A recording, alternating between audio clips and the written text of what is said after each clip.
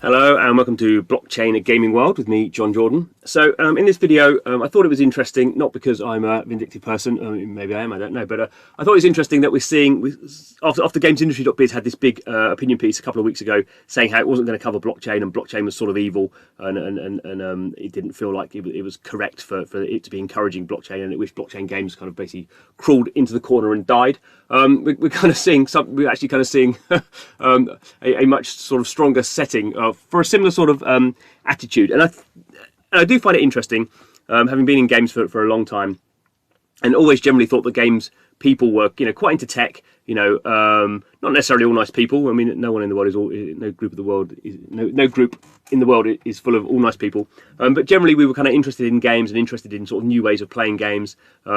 I guess I got a taste of that when free-to-play mobile came in, which I actually quite liked, and lots of people on the more hardcore kind of console side were like, these are not proper games, and still think that.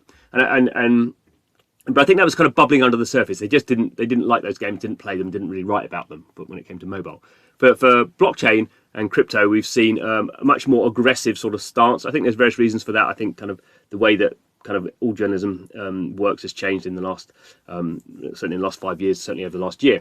So things are much more about opinions all the time rather than being kind of news pieces. But anyway, this is interesting. So this is following up the news that we covered yesterday, that Sega is selling NFTs, and Luke Plunkett, pretty well-known senior writer at Kotaku, has told Sega what he thinks about it.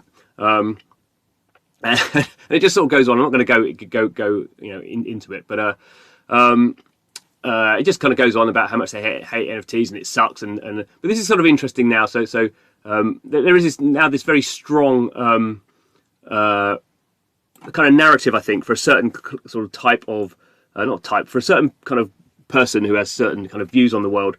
This is now the kind of the view they have on anything blockchain. So it's a disaster for the planet, for economics, for the internet, for any online space that comes into contact with them. I mean, that might seem a bit extreme, but certainly a group of people are very concerned about kind of the climate change, kind of issues around blockchain, and don't really understand how some of this stuff is changing. Anyway, there are literally no benefits to this whatsoever, only perils and scams, and yet Sega is dumb, greedy enough to see blah blah.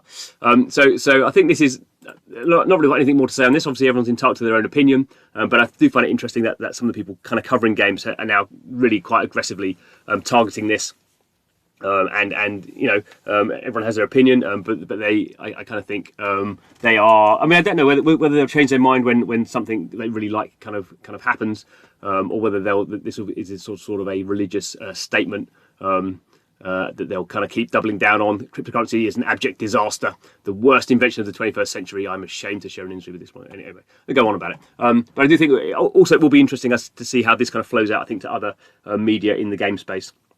Whether it is sort of something that people will start to take with a small p political view on. It seems to me that's sort of where it's going, which is kind of ironic because kind of crypto and blockchain, I think, has never been less political with a small p. I think it started out obviously very, very libertarian. I think that's changed definitely over the last 2 or 3 years as I've been involved.